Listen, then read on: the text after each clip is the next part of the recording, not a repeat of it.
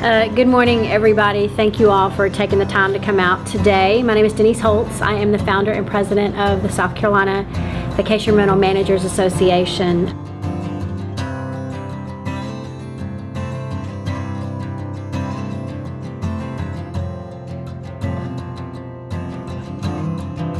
We have a great lineup of guys here to speak. Thank you all very much. We appreciate it. We look forward to hearing your thoughts and ideas surrounding the value of vacation rentals, so thanks for being here. It's no secret that tourism is a key economic driver in Charleston, and vacation rentals play a key role in boosting tourism and driving dollars towards local businesses. Recently, there's been a lot of talk around the growth in short-term rentals and their effects on our community. Let's be clear, while short-term rentals make up less than 2% of Charleston housing market, they provide enormous value to Charleston's tourism economy. Crafting policies that hurt vacation rentals creates a lose-lose situation for everyone. In 2016 alone, Charleston saw 7 million visitors who spent more than $2 billion during their stay. During that same time, short-term rentals generated $356 million in total local economic activity, supporting more than 4,800 jobs. Vacation rentals have always been a part of Charleston's identity, allowing families to stay together under one roof. These rentals provide travelers the option to experience new parts of town and all that Charleston has to offer. This expands the number of visitors coming to our city, growing the economic pie and bringing extra dollars into local restaurants, shops, and other businesses. From a different perspective, Charleston homeowners also benefit greatly from vacation rentals. Vacation rental owners often rely on the supplemental income to make ends meet or pay their mortgage. This is a story I hear again and again from neighbors. You'll hear more from others today as well. Vacation rental owners are responsible owners who care about keeping positive relationships with neighbors and the city. We believe there's a smart approach to regulating vacation rentals without slowing down the amazing economic growth we've seen from our tourism economy. To get there, we want to work together with neighborhood leaders and the City Council to make sure vacation rentals work for our communities. A 2017 survey of Charleston voters showed that 67% agreed that all types of short-term rentals should be allowed, and nearly 80% supported traditional whole home rentals. But shutting out the debate takes away the opportunity for civil discourse and ignores the voices of so many local homeowners. I hope that in hearing directly from those of us that are impacted by the City Council's ordinance that places stringent restrictions on vacation rentals, you can better understand why it is critical to the city that they listen to all voices during this debate. There's room for compromise, and we're here at the table.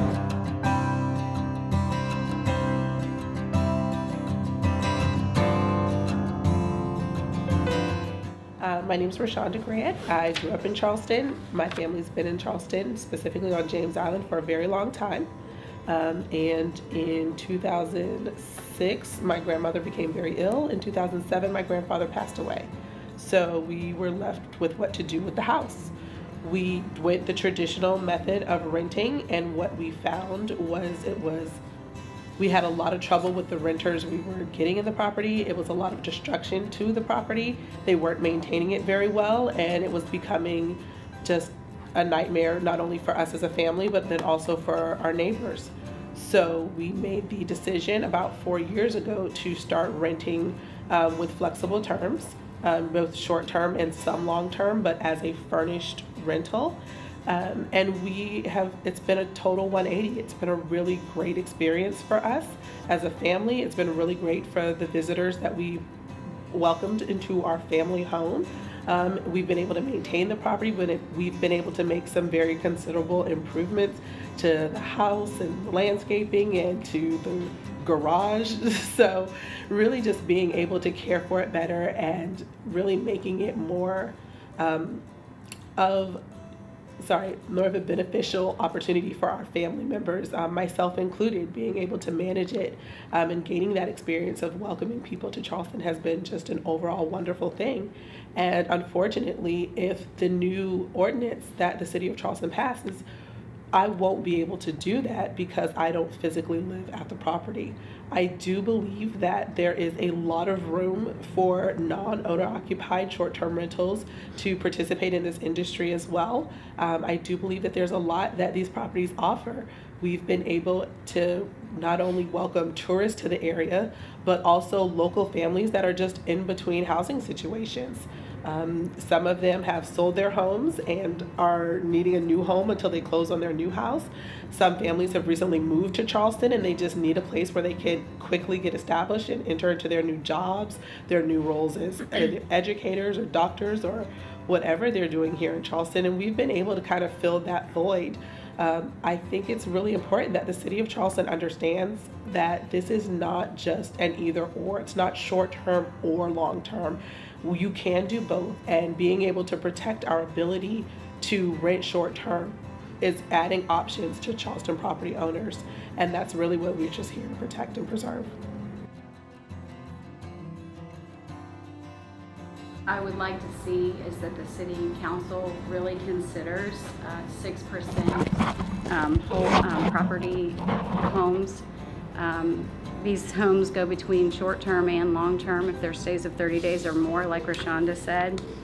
I'm hoping that they would consider having us pay business license fees and the applicable permit fees, as well as the appropriate accommodations and sales tax.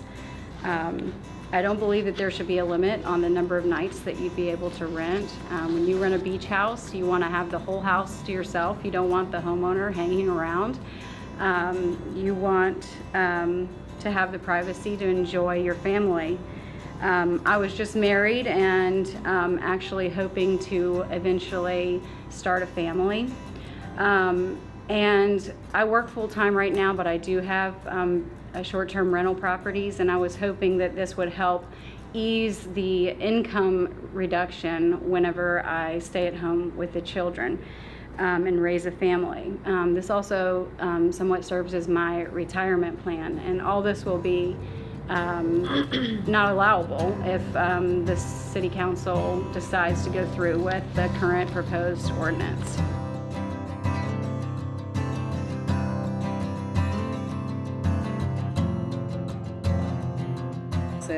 Yeah. None of us want to see that. We're all responsible homeowners that only want to see good renters come in. We vet our renters. We don't want somebody who's bad. Or I'm friends with all my neighbors. My neighbors help me out. They keep an eye. Sometimes I pay them to mow the yard. I mean, so we don't want to see these party houses that you hear about. I mean, you've heard about 4 Atlantic Street. We don't promote that at all. I mean, we want to be on the straight and narrow.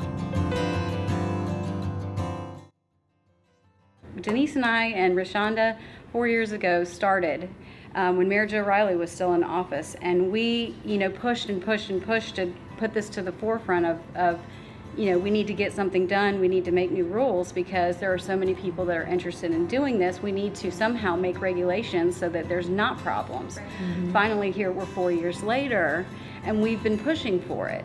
It's nothing new. We're not, anyway, so we're not for party houses. We want to rent responsibly. We want to be a resource to the city and to anyone as to how to go about obtaining,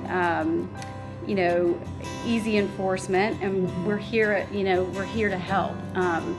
And there are bad apples, just as in any other industry, wherever you go. I mean, but you can't cut it out for everybody just because you have 4 Atlantic Street. Like Ginger said, I started Ginger, Denise, and I kind of came together just meeting really casually almost 4 years ago. And that was about the same time that I returned to Charleston and decided this is what we needed to do for my family. And from that time, we've been trying to get the city council to hear us. We've been trying to get the appointed task force to hear us. And it's been, in a way, especially for me as a property owner, and then me as a taxpaying citizen in the city, to feel like we have not been heard. We've not been able to participate in this conversation. It hasn't been a conversation. It's completely really one-sided. felt like that the decision was already made, and that that a lot of officials were going through the motions to pass an ordinance that they had already decided they were going to pass. And so as a participant in this democracy, it's very frustrating, but I do still feel like we have to be heard, and I want to make sure that we're heard. As you said, I want that free flow of information presented, and then make an objective decision, and we know that there's room for compromise. I'm ready to compromise. I'm willing to play ball, but I feel like I've been benched for this entire process, and I'm just shouting from the stands. So we really do want, so I'm going to continue to advocate for it, and hopefully that they will come back and realize that there is an opportunity for us as 6% homeowners or, not owner-occupied short-term rentals, and really realize that there is a value that they can add, and there is a way to sensibly balance it. We want our voices heard, and we wish that we would have been represented in the task force. We weren't allowed. We tried. I don't know that we've ever been listened to. I don't know that no one's ever heard what we're trying to say over here. It's just like You've given 2 minutes to speak. Yeah. So We you feel can't like- get this all in at 2 minutes. We feel like we've spoken in public comments, and we've tried to make these opinions aware to public officials, but they have fallen on deaf ears. And even having as much as I could for the last year and a half, participating and gone to taking time off of my job to track it downtown, to listen in on these conversations that the task force was having, and not to doubt anyone on the task force. I'm sure they're all really great in their respective fields, but they just don't know this issue, and they don't know the possibilities, and they don't know how other cities have handled it. And none of them have reached out to us So except for when one. you're sitting there listening to them all have a conversation, like, how could we possibly do this? And they all just wring their hands like, I don't know, we can't. It can be done. It's gonna take some effort, it's gonna take some research. I know in Charleston we like to think that we're wonderful and we're unique and we're special, but other cities have tackled this issue and they've done it well. And I'm not saying that I'm not a politician, I'm not, or whatever, I work in nonprofit. Trust me, the affordable housing issue is near and dear to my heart because I help people struggling with this every day. There are ways to address this issue, and unfortunately what I feel like I saw in that process was people saying, we don't know how, therefore it can't be done. Mm-hmm. And that's just not true. It can be done. It will take some out of the box, not even out of the box thinking, it will take for you to look and find an answer and then execute it. It can be done, it just hasn't been done yet. know for a fact this is not a commercial use. So in our opinion, it doesn't need to be a commercially zoned property. This is not a bed and breakfast where 5 different people are staying at the same property. These are properties where families travel together, or groups travel together that are related, that stay for the same purpose. It's not pockets of different people staying together like a hotel. This is not a hotel business. I think if we can get down to the root of the matter and help educate the public about what short-term rentals are, it's families using houses as houses. It's not different families staying at hotels. So it's a different mindset, it's a different activity, it's a different liability. We don't have exterior signage. We Yeah. don't have walk-in guests. Right. I mean, we're not hotels. That's one of the things that's my hot button. I can't stand being compared to as a hotel. It's just not. When you rent a beach house, do you think that's a hotel? It's not. You don't have a check-in desk. We Right. don't. There's no exterior signage. It's just a house. You're going there to live for 7 days, and enjoy family. Just that they're not including 6% homes. I mean, they're requiring the homeowner to be there. I mean, just think Yeah. I know you Those two probably used elements are the two Airbnb before largest. when you travel.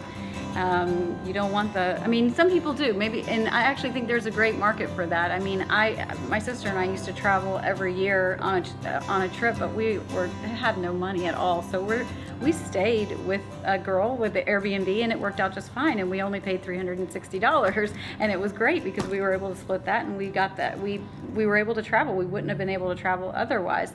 But now, I'm married and I would like to travel with my family, and I don't really want the homeowner to be there when I'm there. So.